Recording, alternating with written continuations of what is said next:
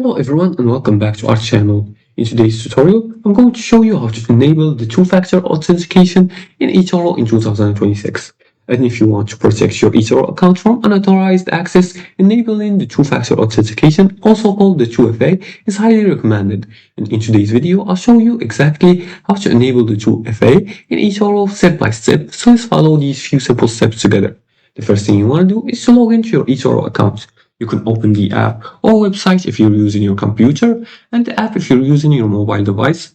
And then you're going to go to your web browser and type in eToro.com. Once you access the website, you're going to click on Login and make sure to enter your account and verify it.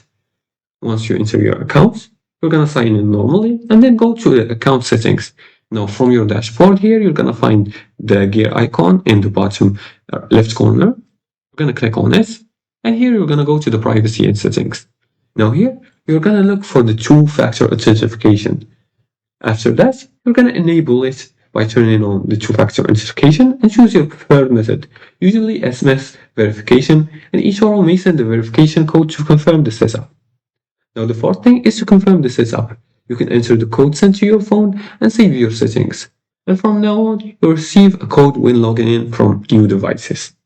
Now, enable two-factor authentication in eToro adds an extra layer of security to your account, and it only takes a few minutes but greatly improves protection. And this is it for today's tutorial. If you liked this video and found it helpful, please like and subscribe and leave a comment below the video if you have further more questions about this topic. Thanks for watching and see you again in the next tutorial.